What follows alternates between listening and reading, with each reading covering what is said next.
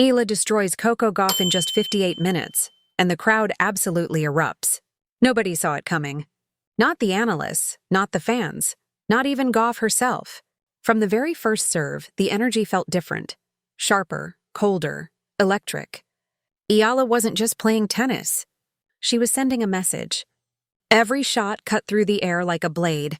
Every return answered with fire. Gauff's rhythm shattered, her confidence slipping point by point. The crowd rose with every rally, disbelief turning into roar. And when the final ball hit the line, silence turned into chaos. History had just been rewritten. But behind that 58-minute masterpiece lies a story no one expected, of pressure, rivalry, and quiet revenge. Because sometimes dominance isn't about power.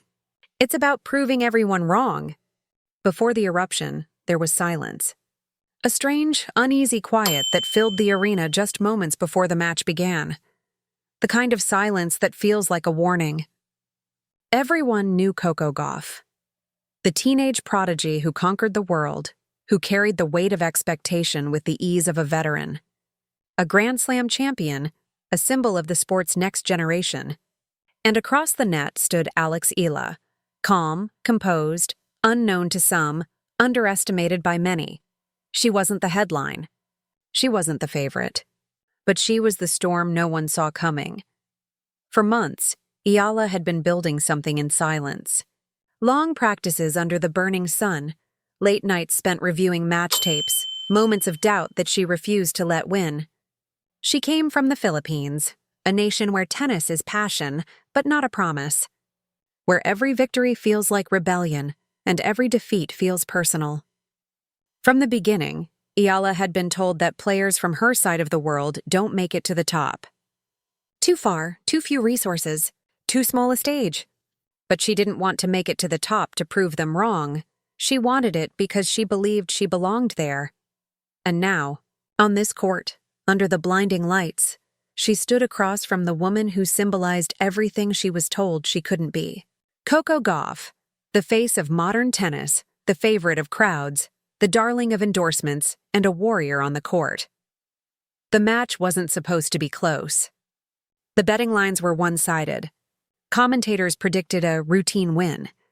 But when Eala stepped to the baseline for her warm-up, there was something in her eyes, a quiet kind of fury. She wasn't there to participate. She was there to take over. In her team's corner, her coach whispered something only she could hear. Forget who she is. Remember who you are. It wasn't just advice. It was ignition, the crowd murmured, restless, waiting for Gauff's signature energy to light up the court. Cameras flashed. Reporters scribbled notes. But when Eala struck her first serve, fast, clean, right on the edge, the sound cracked like thunder. And even Gauff looked slightly surprised. That opening game told a story no one was prepared to believe. Eala wasn't reacting to Gauff's rhythm. She was dictating it. Every rally was measured, every movement deliberate. And within minutes, the tension began to shift. The crowd used to cheering Gauff's dominance started to feel something unusual. Uncertainty. There was a look in Eala's eyes that seasoned fans recognized. Not arrogance, not nerves, but focus so pure it looked almost cold. And in that focus was the story of every moment she'd been overlooked, every tournament she entered as just another name. This wasn't just a match. It was a declaration. As the first set began, the crowd still believed in a comeback. They always did with Gauff. Her resilience was her legend.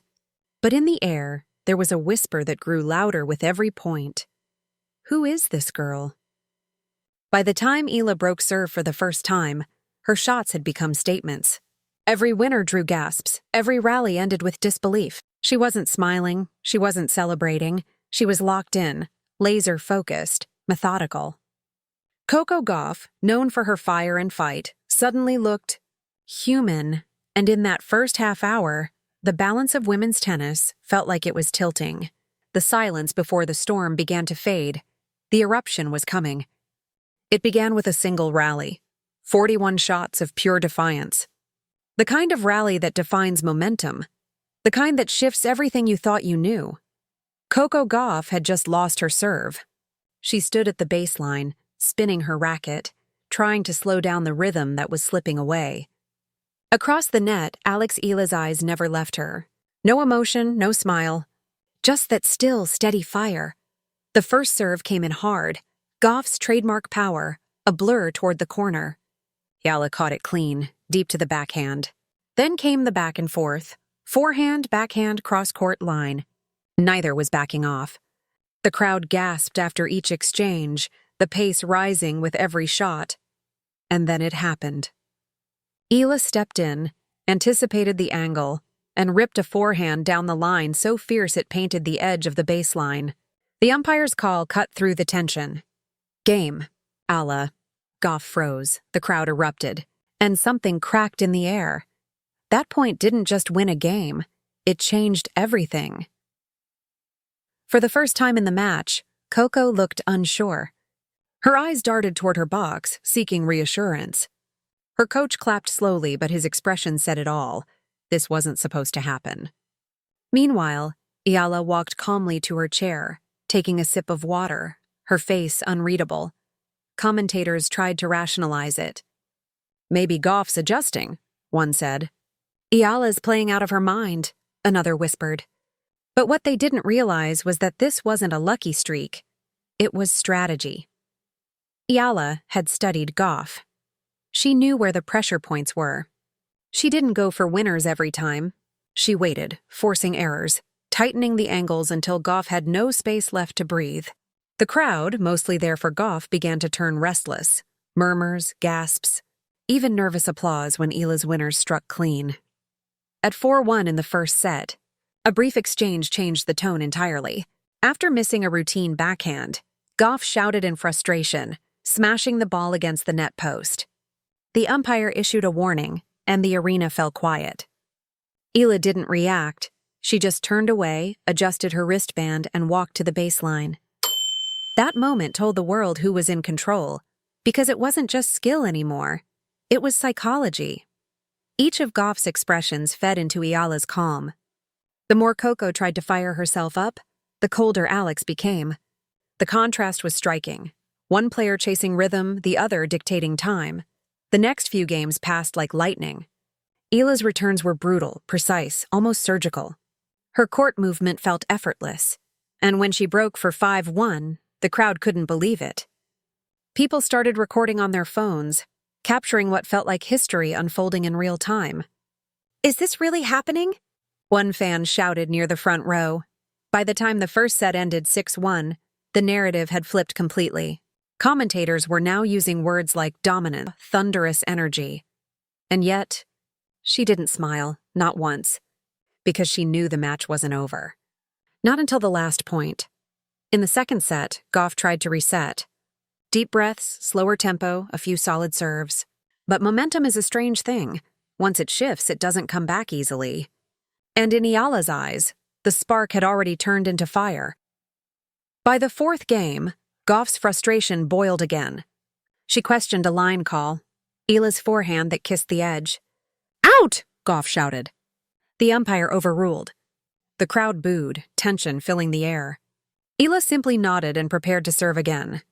That point broke the illusion completely. This wasn't luck. This was domination, pure, methodical, unstoppable. And when Eala held serve with an ace down the tee, the crowd rose again, half in disbelief, half in admiration. She was rewriting the story in real time, one game at a time, one statement at a time, because in that moment, the young woman from Manila wasn't playing against Coco Gauff. She was playing against every doubt she'd ever been handed. And for the first time, it looked like she was winning. By the start of the second set, the atmosphere inside the arena had completely changed. What began as a Gauff-friendly crowd had turned into something else. Something wild, unpredictable, electric. The sound of disbelief echoed after every point. You could almost hear the collective thought, "This can't be happening." Eala was up a set and already breaking serve again. Her confidence had turned into control, and her control was now something dangerous. It was quiet dominance. Every movement felt measured. Every rally ended with precision. She didn't celebrate, didn't scream, Didn't pump her fist. She simply turned, adjusted her cap, and walked back to the baseline. It was that composure, that silence, that made the crowd explode even louder. At 2-0, Coco Gauff finally let out a roar after a rare winner.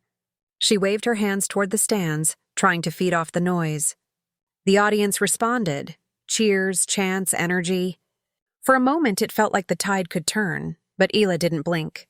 On the very next point, she fired a serve wide, pulled Gauff off the court, and finished with a clean forehand into the open space. The rally lasted 9 seconds. The crowd gasped. Then came the chant, soft at first, from one section in the upper rows. Eala! Eala! Eala! It grew loud at the stands and realized the crowd was no longer entirely hers. That slump after every lost point. Every time she tried to rally, Eala answered with something sharper, faster, crueler. Social media began buzzing mid-match. Clips of Eala's precision forehands and Gauff's missed backhands flooded X and TikTok. Who is this girl? One tweet read. Another.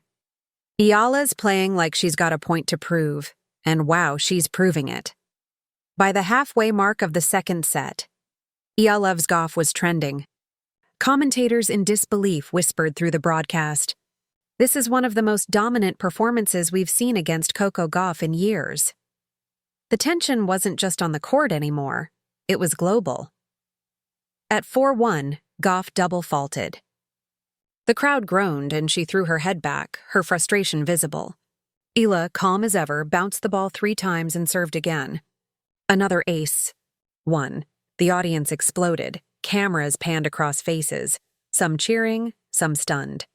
In the player box, Eala's team stayed silent, hands folded, eyes locked on her every move. They knew what was coming, and then the final game. Coco Gauff serving to stay in the match.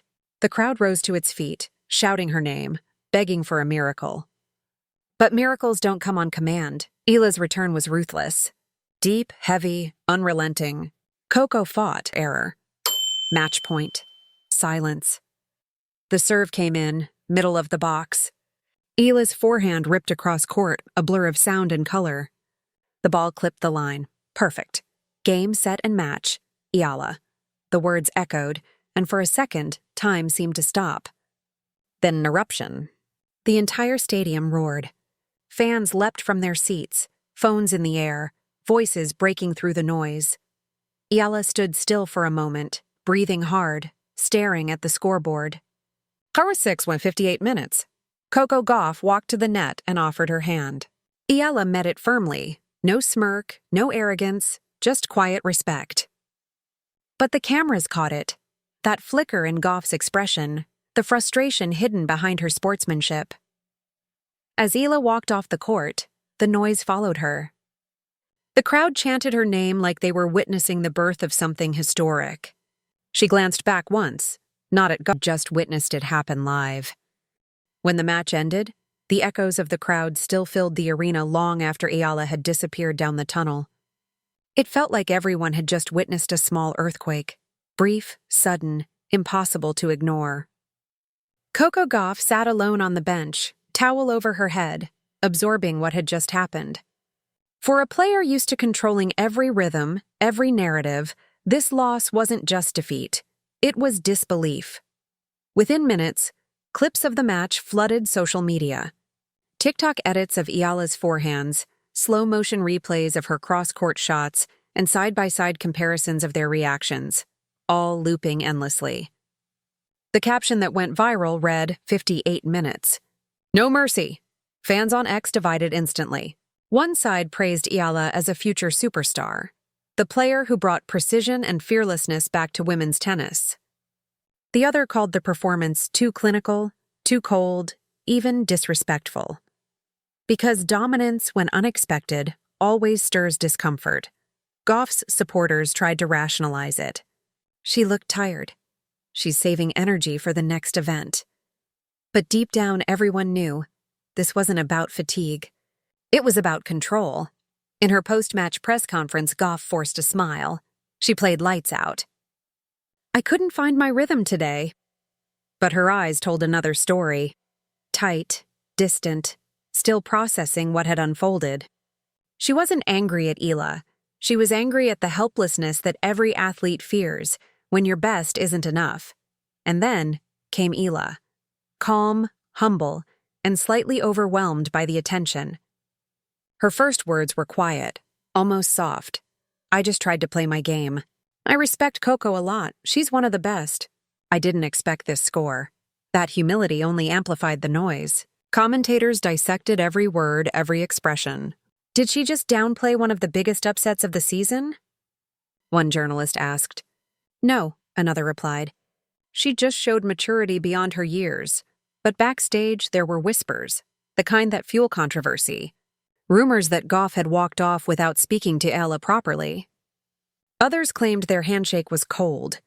A short video clip surfaced, Gauff leaving the court quickly while Eala turned toward the stands, raising her hand to the crowd. That moment became a storm. Some headlines read, "Sportsmanship or shade?" Gauff walks off after Eala's historic win. Is a new rivalry born? The internet fed on it. Fans chose sides, arguments broke out in comment sections, and hashtags like #TrustStar Team Eala and Trust Team Gauff trended simultaneously. Meanwhile, analysts started asking uncomfortable questions.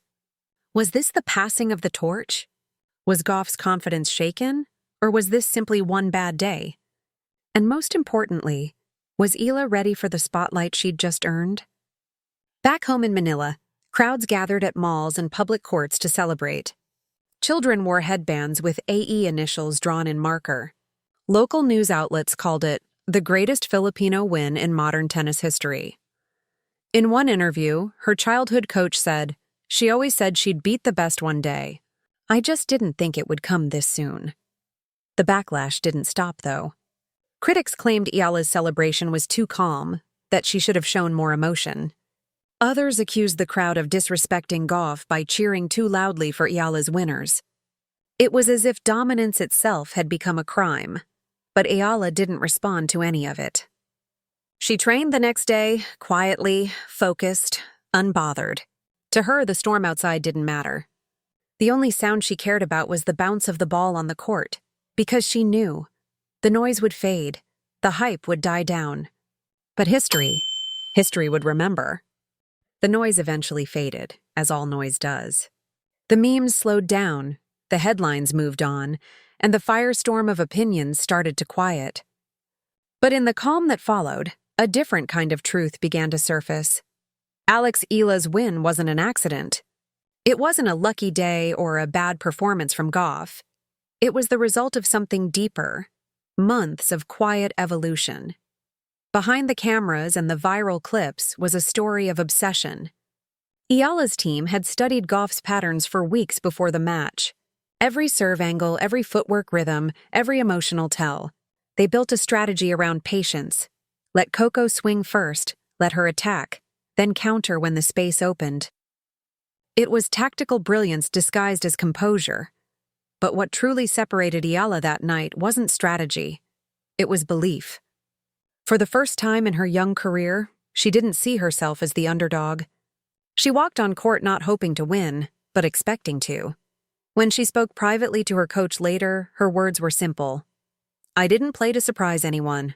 I played to remind myself I belong here." Those words would echo through sports media for days, because that was the essence of what fans had witnessed, a player stepping into her identity. Coco Gauff, to her credit, handled the loss with grace in the days that followed. In a later interview, she said, "Losses like that remind you. There's always someone out there working just as hard, maybe harder. It's motivation." She smiled, but her tone carried weight. It was respect, wrapped in determination. Analysts began to shift their tone too. Some called it the beginning of a new rivalry. Others framed it as a changing of the guard. For the first time, Eala's name was no longer followed by an asterisk. No more rising star, no more potential. She had arrived, but with every breakthrough comes a new kind of pressure. Still, in the middle of all the noise, she remained centered. She didn't post victory speeches or comment on the debates. Instead, she shared a single line on her social media. "Thank you for believing." More work ahead, and that was it. Simple, humble, but powerful. Because the truth behind that 58-minute destruction wasn't just domination. It was transformation. Eala had crossed the invisible line between potential and power. From "who is she?" to "how far can she go?" And while the tennis world kept speculating, one thing became clear. The match that stunned everyone wasn't just the end of a story. It was the beginning of a legacy. Weeks passed, but people still talked about it. The 58-minute shock. A match that began as a routine tournament meeting had turned into something unforgettable. The kind of performance that rewrites the quiet rules of a sport. For Eala, that night wasn't just a victory. It was a shift in identity. She walked onto that court as an underdog, and walked off as a symbol. Every young player from Manila to Madrid suddenly had a new name pinned to their dreams. She had become proof that power can come from anywhere, that belief can bridge oceans, that tennis doesn't belong only to the chosen few. Coco Gauff, too, became part of the story's strength. She didn't disappear or crumble under the loss. Instead, she embraced it, used it as fuel. When asked weeks later about Eala, her response was simple. "That girl's special. We'll meet again, and next time I'll be ready." There was no bitterness, only resolve, two paths destined to cross again. Sports historians began calling the match the Manila Miracle. Analysts dissected the stats endlessly. 58 minutes, 18 winners, 4 aces, and only 6 unforced errors. But numbers alone couldn't capture what happened that night. Because what Eala did wasn't just about execution. It was about energy. She walked in fearless and left unforgettable. In every sport, there comes a moment that divides time, before and after. Before this match, Eala was a prospect. After it, she was a presence. A new narrative had been written, one that belonged entirely to her. Yet beneath all the noise and headlines, she stayed the same. No dramatic interviews, no self-congratulations, just quiet purpose. At a local event days later, she told a young fan who asked how she stayed calm under pressure, "Because I've already been underestimated my whole life." What's there left to fear? That line went viral again, not because it was loud, but because it was true. Eala had turned underestimation into fuel and humility into power. As for the legacy of that night, it's still being written. Every highlight reel, every replay, every debate still returns to that moment when the world realized that greatness doesn't always announce itself. Sometimes it walks in quietly, takes over, and leaves everyone breathless. And maybe that's why fans still watch that match with goosebumps. Not because of the scoreline, but because of what it meant. It wasn't just a 58-minute destruction. It was the birth of belief. Some moments define careers, others define eras. Was this just an upset, or the beginning of a new rivalry that will shape women's tennis for years to come? Let us know what you think in the comments. If you felt the chills of that 58-minute masterclass, hit like, subscribe, and stay tuned. Because in this sport, the next eruption could happen any moment.